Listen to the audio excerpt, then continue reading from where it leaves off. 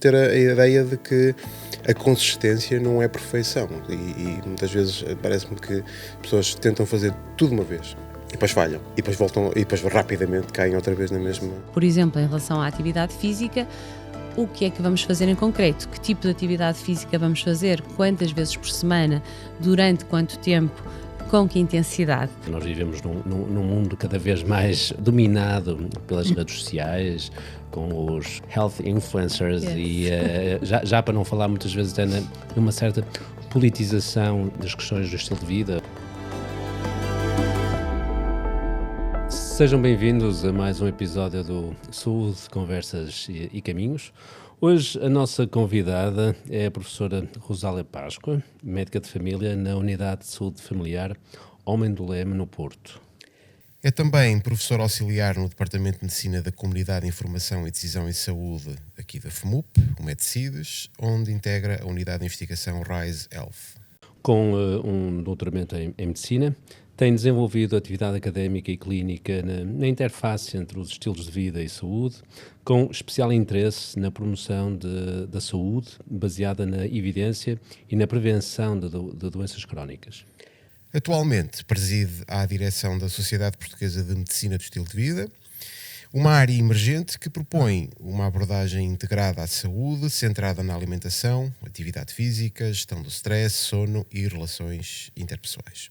Portanto, dizem que os médicos não têm tempo, mas eu aposto que ao longo desta entrevista ainda nos vais dizer que, além de inspirar os profissionais a prescreverem saúde e a promoverem saúde, que também aprecias correr à beira-mar e que mantens uma horta comunitária ou algo do género no âmbito do estilo de vida ou da promoção de saúde. O que é isso? Se nós sabemos o que é viver bem. Obrigada, antes de mais, por esta oportunidade de estarmos aqui a conversar num tema que me é tão querido.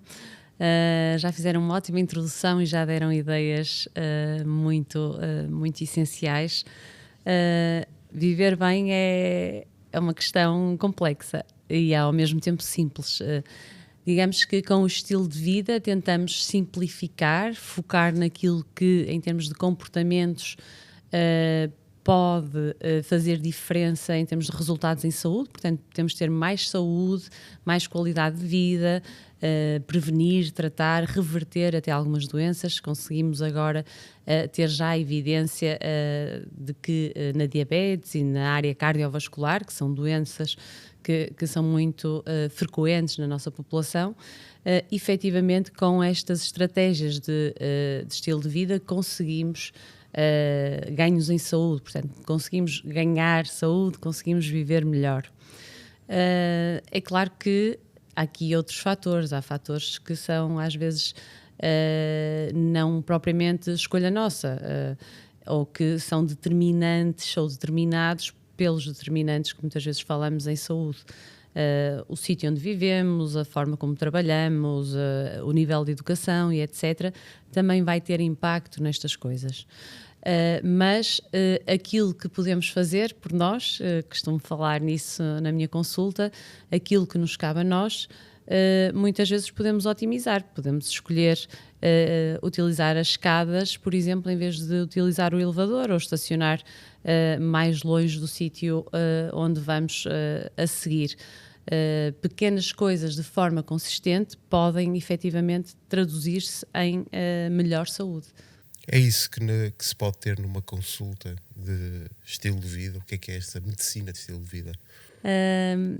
A verdade é que a medicina de estilo de vida, para além de se focar nos 6 pilares que já disseste, também tenta perceber o melhor caminho para fazer chegar esses pilares à pessoa e, portanto, colocar a pessoa no centro, perceber o que é que pode funcionar para essa pessoa, que mensagem, de que forma é que essa mensagem tem que ir e colocar a pessoa no centro no sentido de perceber quais são as prioridades dessa pessoa, o que é que ela poderá fazer, porque é preciso perceber de facto o que é que a pessoa pode fazer, está disposta a fazer em termos de mudança de estilo de vida e aquilo que pode ser mais prioritário e às vezes mais fácil. muitas vezes o caminho é por aí. O que é que faz mais sentido? O que é mais fácil no dia-a-dia? Porque o dia-a-dia é exigente em várias frentes. Para algumas franjas de população é ainda mais exigente do que às vezes se consegue perceber de uma forma rápida na consulta, mas numa consulta mais focada em intervenções de estilo de vida, sim, tentamos fazer uma prescrição, uma orientação daquilo que é uma intervenção de estilo de vida. Às vezes perguntam-me, mas então vocês não usam medicamentos? Não tem nada a ver com isso. Claro que usamos medicamentos, claro que os medicamentos são ótimos e a evidência é a nossa base. Mas, paralelamente ao uso de medicamentos, é preciso às vezes estruturar também, por exemplo, em relação à atividade física, o que é que vamos fazer em concreto? Que tipo de atividade física vamos fazer? Quantas vezes por semana? Durante quanto tempo? Com que intensidade? Estamos habituados a fazer isso em relação à medicação, damos um medicamento que é X miligramas, de 8 em 8 horas, durante um X número de dias, mas em relação às intervenções de estilo de vida, não somos formados, profissionais de saúde, não só médicos, mas não somos formados, atrevo-me a dizer, da mesma forma e com a mesma consistência. E tentamos, sim, quando abordamos essas intervenções de estilo de vida, dar mensagens concretas que fazem sentido e também aqui esclarecer que partimos sempre do utente, enquanto que quando temos um fármaco há um conhecimento que realmente é mais médico e, portanto, é uma situação mais do ponto de partida médico, ainda que a decisão partilhada esteja cada vez mais em cima da mesa, portanto não é propriamente uma decisão médica, não é uma imposição, mas na questão do estilo de vida é aquilo que faz sentido para o utente, para a pessoa, e aquilo que ele consegue colocar na realidade dele, porque senão estamos a traçar objetivos que não fazem sentido e que não vão ser concretizáveis. Já agora, estavas agora a focar-te, diria eu, um bocadinho mais na parte da relação com o doente e, portanto, a importância de colocar o doente, efetivamente, no centro dessa prescrição não farmacológica, mas eu pergunto-te, em termos da realidade dos colegas, quer em termos de formação, quer em termos daquilo que é a realidade da consulta no dia-a-dia, os nossos médicos estão preparados e têm condições na sua consulta cotidiana para prescrever estilo de vida em vez de fazer uma prescrição farmacológica? Numa resposta simples, não. Não, e posso falar no meu caso. Em termos de formação, de uma forma geral, a formação é muito mais farmacológica do que não farmacológica, e por razões várias também, e algumas muito respeitáveis, evidentemente. Mas mesmo havendo formação, alguns colegas mais na fase pós-graduada, e alguns colegas, abro aqui não apenas a médicos de família, mas a profissionais de saúde no geral, porque as intervenções de estilo de vida também são muito isto, muitos profissionais de saúde com formação diferente, psicologia, nutrição, profissionais do exercício, etc. E mesmo quem faz essa formação pós-graduada, depois não tem espaço na consulta para fazer acontecer da forma que gostaria. Porque todo o sistema de saúde, e não é SNS efetivamente o que eu quero dizer, todo o sistema de saúde está bastante construído em torno de sermos curativos e, portanto, de estarmos a tratar essencialmente a consequência das doenças crónicas ou não transmissíveis, como lhe queiramos chamar. E, portanto, eu vivo essa realidade que é a minha consulta com a carga de doença que tem, é essencialmente esgotada a tentar otimizar terapêuticas, a tentar fazer perceber aos utentes que realmente é importante e porque é que é importante tomar um medicamento para o colesterol e quais é que são os riscos associados. Diria que o grande investimento da maior parte das consultas acaba por passar por aí. alguns colegas às vezes também me questionam se com isto queremos trazer mais trabalho ainda para os médicos de família, que já estão claramente assoberbados. Não são só os médicos de família, naturalmente, há outras especialidades hospitalares que também se dedicam mais às questões do estilo de vida, a cardiologia, por exemplo, e a pneumologia, mas estamos todos cheios de trabalho. Eu acho que para tratarmos as intervenções de estilo de vida com mais seriedade e de acordo com aquilo que efetivamente deveria acontecer, o ideal era que houvesse uma consulta paralela. Já temos algumas consultas paralelas a algumas especialidades, por exemplo, a consulta de cessação tabágica, que até é bastante dos estilos de vida. Nós fazemos cessação tabágica, diria, nós médicos de família, de uma forma básica, todos, temos formação para isso, pneumologistas também, cardiologistas também, e alguns de nós depois fazem uma especialização para ter uma consulta de abordagem mais intensiva. Parece-me que era preciso alargar essa formação e essa tipologia de consulta a outros pilares do estilo de vida, também a alimentação, também a atividade física, também ao sono, que são assim aqueles pilares em que já temos evidência concreta de quais é que serão os alvos, do que é que será o objetivo para termos resultados em saúde. Há essa barreira do lado do sistema de saúde, vamos dizer assim, e do outro lado, qual é que achas que são os principais entraves a que a sociedade e o indivíduo, uma pessoa em particular, tem para conseguir implementar isso na vida? É uma questão mais de tempo?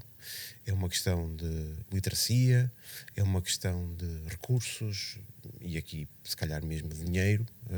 O que é que achas que é o principal problema? Ou os principais problemas? Sim, um pouco de tudo isso que dizias, mas muitas vezes o tempo é apontado como sendo a principal barreira, porque as pessoas têm que trabalhar muitas horas, de uma forma geral, e quem tem mais carga de doença muitas vezes tem outros fatores, outros determinantes, como sabemos, socioeconómicos, que exigem também maior carga de trabalho, mais dificuldades gerais. Mas também é preciso fazer algum trabalho superiormente no nível dos decisores políticos que têm impacto em saúde, para fazer perceber aquilo que realmente importa em termos de resultados em saúde. Não raras vezes na consulta há surpresa quando discutimos que estas questões do peso corporal, do tipo de alimentação, do quanto nos mexemos e que tipo de atividade física fazemos, pode ter resultados em saúde. É surpreendente que, de facto, haja esta dificuldade em ligar riscos e em ligar resultados depois que podem ser mais ou menos positivos, dependendo daquilo que a pessoa faz. Ainda por cima, a nossa Direção-Geral de Saúde tem ótimos documentos, por exemplo, para ajudar a fazer leitura de rótulos, receitas até muito equilibradas, adaptáveis ao dia-a-dia, económicas, a pensar, por exemplo, também em algumas dificuldades nesse âmbito, e muitos desses documentos acabam por não ser até divulgados. Acho que seria uma ótima estratégia que pudéssemos, em termos de divulgação pública, ter mais conhecimento desse tipo de documentos, para aumentarmos a literacia, para que as pessoas tivessem mais informação. Mas não é só ter mais informação, é perceber o que fazer com ela, saber interpretar e conseguir distinguir aquilo que realmente é uma boa informação, uma informação que é baseada em ciência e não apenas em opiniões. Estar nas redes sociais também era importante para que a informação pudesse chegar a algumas camadas da população. Já agora, mencionaste agora a questão das redes sociais e eu levantava-te agora aqui uma outra questão que tem a ver com o seguinte.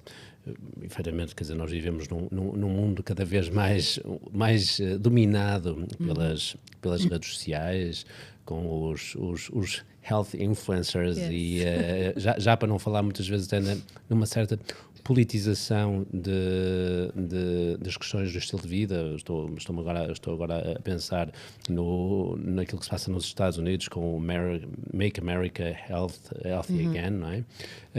De que forma é que a medicina de estilo de vida pode ajudar digamos, a fazer uma triagem, a separar o trigo do joio, o que é apenas uma opinião e o que é algo que tem evidência científica? Tentamos sempre, nos nossos eventos, e falando um bocadinho na sociedade, transmitir essa mensagem como sendo das mais importantes. Portanto, desde que a medicina do estilo de vida apareceu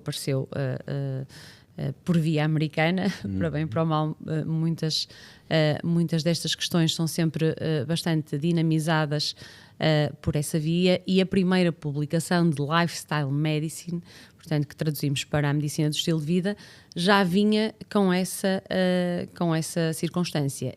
É utilizar intervenções do estilo de vida relacionadas com o comportamento naqueles pilares que o Tiago há pouco referiu, de forma que seja baseada na evidência, portanto, com estudos que apoiem essas questões.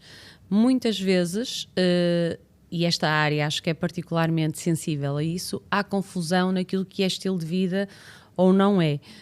Há muito agora o wellness, o bem-estar e aquela questão de fazer as coisas porque às vezes até permitam uma moda, sem ciência por trás, e cujos princípios realmente não têm a ver com evidência, têm a ver muitas vezes com imagem, com mercado, com questões de marketing que são mais sedutoras do que aquilo que é fazer uma alteração de comportamento que efetivamente tem as suas dificuldades.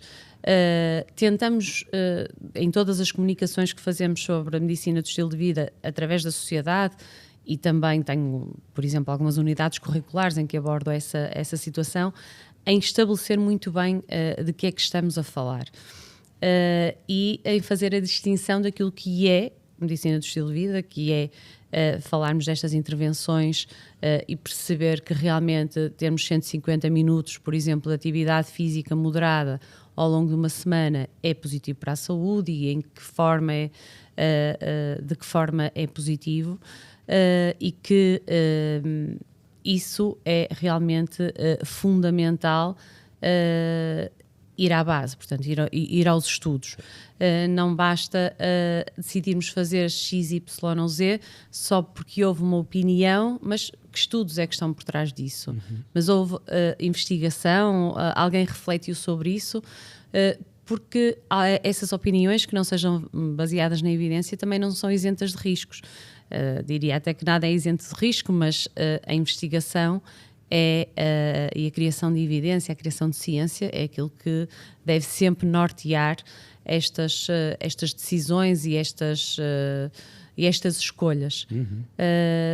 Tem sido difícil, e temos até aproximações em relação à sociedade de algumas vertentes que nada têm a ver com a medicina do estilo de vida, que utilizam terapias complementares, a visão integrativa ou funcional. A páginas tantas temos várias coisas que têm medicina na primeira palavra, e depois vai tudo à frente. Não é assim, não é? São coisas completamente diferentes, que devem ser separadas. Nós, enquanto sociedade, tentamos separá-las. Nós, médicos, mais ou menos ligados à sociedade de medicina do estilo de vida, temos essa formação, e profissionais de saúde, creio que também temos individualmente esse papel e essa responsabilidade de explicar como é que as coisas realmente são e importam. Mas acho que as redes sociais dificultam muito, porque é muito fácil chegar a determinadas franjas de população, mais algumas do que outras, e criar aqui alguma entropia daquilo que realmente importa. Destacaria também aqui o papel das escolas e daquilo que temos que fazer enquanto política geral de todo o país, para realmente esclarecer estas coisas, e era interessantíssimo que pudéssemos apostar mais nas escolas para criar esta noção de que aquilo que escolhemos em termos de comportamento não é só para sermos magros ou ficarmos mais bonitos, que também é importante e que também tem o seu lugar, mas é sim porque podemos ser mais saudáveis, ter mais qualidade de vida, viver mais anos, sermos mais funcionais, não depender de outras pessoas, e isso acho que é incrível. Eu acho que é essa exatamente a questão, ou seja, a implementação deste tipo de programas e de formação nas escolas, e acima de tudo também, às vezes, lá está, com as redes sociais as coisas parecem que são muito imediatas. Faz qualquer coisa e amanhã já está. Mas se calhar este tipo de comportamentos só tem benefícios a longo prazo e que torna as coisas difíceis de se manterem durante algum tempo. E por causa disso, nós falámos daqueles pilares, mas falando de coisas completamente que se possa fazer e que nós saibamos que sim senhora tem impacto e que há evidência forte que suporta isso, certo? Não fumar, se fuma deixar. O álcool também acho que é uma questão que está mais ou menos estabelecida. Que outras coisas acionáveis que se possam fazer é que tu sugeres que se possa implementar rapidamente? Isso. Acho que individualmente cada um deve, antes de mais, fazer a reflexão daquilo que pode ser mais fácil e mais enquadrável no seu dia-a-dia para que possa ser sustentável. E pequenos passos, porque realmente isso das redes sociais, do ser imediato, de facto faz durante 20 dias, 30 dias e consegue resultados incríveis. Ora bom, aquilo que importa em termos de saúde e ao longo da vida, sabemos que se vai construindo com pequenos passos e que vai amadurecendo. Portanto, perceber que a consistência de pequenas mudanças realmente traz resultados. Em relação a prioridades, diria, a alimentação, a atividade física, o ser não fumador e zero álcool, essas questões do álcool e do tabaco já as referiste, mas gostaria de frisar a questão do álcool. Os últimos dados da OCDE continuam-nos a posicionar no panorama da saúde como campeões, há mesmo títulos assim, no consumo de álcool, por várias razões socioculturais, mas é uma realidade de facto que ainda nos tira muitos anos de vida, que ainda nos dá muita doença e muita carga para os sistemas de saúde, portanto, ou para o sistema de saúde, melhor dizendo. Portanto, era fundamental transmitir esta mensagem também, é zero álcool. Cada vez mais os estudos mostram que essa é a única quantidade de consumo que leva a segurança em saúde. Em relação à alimentação, há imensas tipologias de dieta que estão estudadas, mas o que é que parece ser realmente mais consistente em termos de resultados de saúde, que vai sendo, no fundo, muito transversal a várias tipologias de dieta. É comermos mais vegetais, mais fruta, mais leguminosas, eliminarmos aquilo que é ultraprocessado, privilegiarmos proteínas de bom valor, portanto, bom valor biológico, mas as carnes mais brancas, mais saudáveis, o peixe, os ovos, a água como principal bebida. E em relação à atividade física, realmente o alvo são os 150 minutos de uma atividade moderada, portanto, permite-nos falar, mas não nos permite falar neste tom que estamos a falar, portanto, se temos alguma perda de fôlego, 5 dias por semana é o ideal, com quebra daquilo que nós dizemos que é o sedentarismo, que muitas vezes temos nas nossas atividades profissionais. O ideal era que ao final de algum tempo sentado, e aqui há algum tempo os estudos são mais em populações de pessoas com diabetes e há algum tempo pode ser qualquer coisa como meia hora. Há estudos a mostrar que ao final de meia hora devíamos quebrar esse tempo sentado, de facto dar uma volta, fazer um pequeno exercício para quebrar esse tempo sentado. Diria que estes pilares são os mais essenciais e vão contribuir para melhorar um que é muitas vezes esquecido, que é o sono.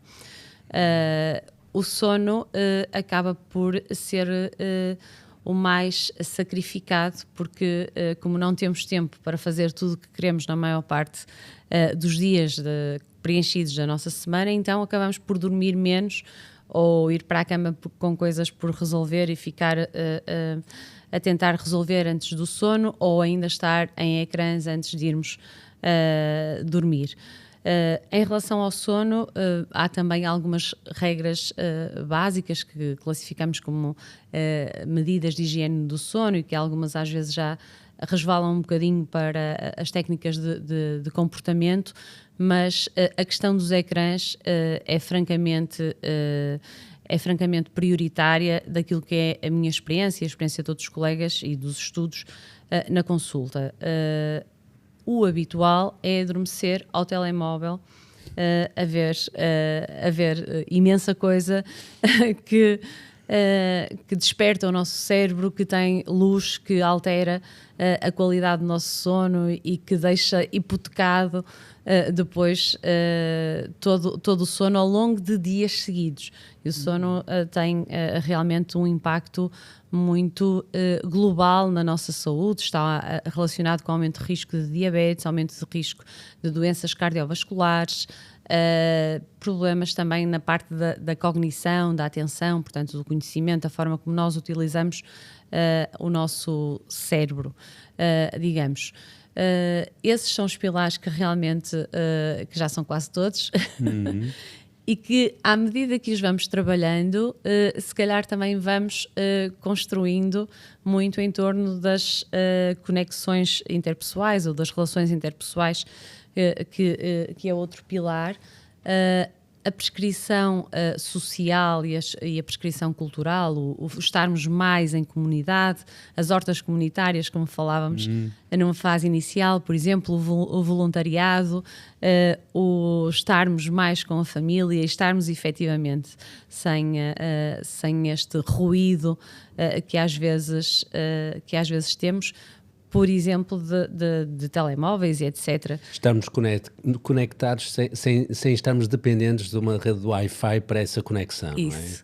Não é? Às vezes, quando vamos, por exemplo, a um shopping ou um jantar fora, se calhar já todos passamos por isso, é inacreditável ver famílias à mesa e cada uma está em si com o seu telemóvel, cada pessoa dessa família. Portanto, não há interação nenhuma. Essas coisas realmente fazem diferença e são dias seguidos e normalizam-se com esta questão de serem o dia-a-dia.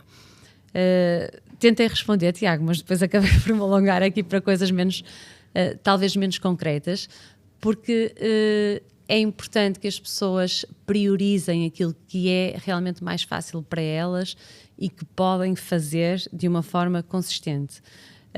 Mas resumindo e deixando mensagens muito concretas, é tabaco zero, álcool zero, alimentação saudável de base mediterrânica, portanto aquilo que faz parte das rodas de saúde mediterrânicas ou da roda dos alimentos ou das pirâmides dos alimentos.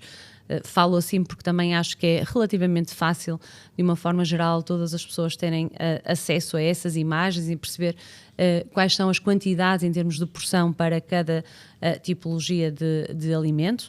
Não precisamos de saber todos aceder à internet, mas temos um filho, temos um neto que nos ajuda e é isso, são esse tipo de informação que devem procurar e, claro, que o médico de família, puxando aqui à minha profissão, o médico de família é sempre também um ponto de início de discussão e de esclarecimento destas situações. Não vamos traçar objetivos muito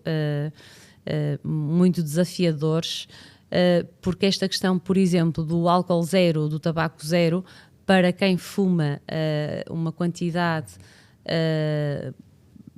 relativa, moderada, pode não ser exatamente zero de um dia para o outro, ou muitas vezes não é? Alguns utentes às vezes dizem, para mim foi, e muitas vezes foi porque houve um internamento, porque foi derivado essencialmente ao consumo de tabaco, porque teve um infarto, porque teve um AVC. E nesse momento há uma disrupção abrupta. Mas aquilo que eu queria transmitir é que não precisa passar do 8 para o 80. Temos que ver as coisas de forma progressiva e integrável no dia a dia. E adaptar a cada um e, acima de tudo, ter a ideia de que a consistência não é perfeição. E muitas vezes parece-me que pessoas tentam fazer tudo uma vez. Sim. E depois falham. E depois voltam, e depois rapidamente caem outra vez na mesma. E esse é um dos problemas até das redes sociais, e é uma das vantagens que eu vejo, ou uma das grandes mais-valias que eu vejo na medicina de estilo de vida, é que, por exemplo, que nas redes sociais aquilo portanto, são prescrições, entre aspas, que não têm em consideração aquilo que são as circunstâncias individuais da pessoa, e, portanto, ou seja, é um one size fits all, não é? Yes. Pronto. E ao passo que numa consulta de medicina de estilo de vida é possível haver essa decisão partilhada, haver essa conversa com o doente e tentar ver o que é melhor para aquele doente, para que, efetivamente, haja ganhos em saúde, não é? Isso é excepcional, concordo a 100%. E às vezes há discussão também mas a medicina do estilo de vida, isso não deveria ser tudo política de saúde, não deveria ser tudo política de saúde, precisamente por aquilo que estavas a dizer.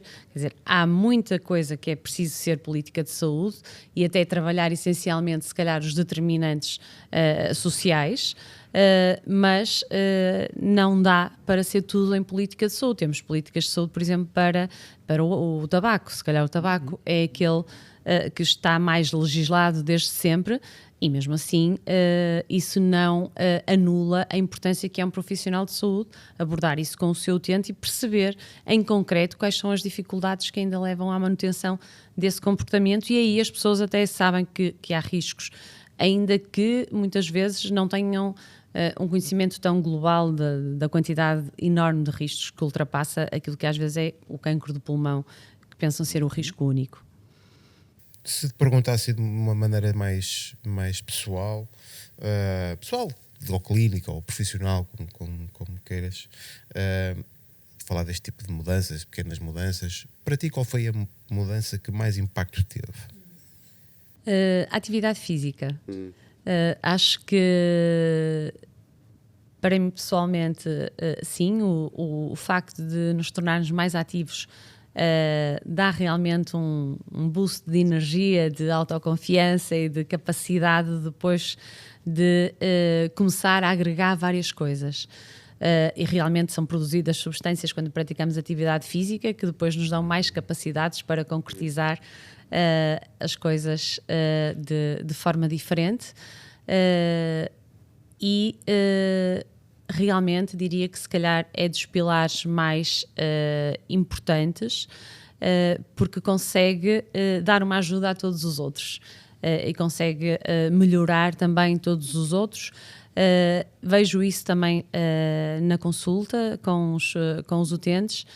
Ainda ontem uma utente me dizia: eu agora não consigo viver sem treinar. Quando vou viajar, por exemplo, o hotel pode ter qualquer coisa, ser de qualquer forma, mas tem que ter um sítio onde eu possa treinar se eu perceber que não posso ir à rua, por exemplo, fazer. Ou seja, este racional de que de facto isso é uma prioridade, e é uma prioridade claramente por saúde, e que depois traz muitos benefícios associados. Sem dúvida.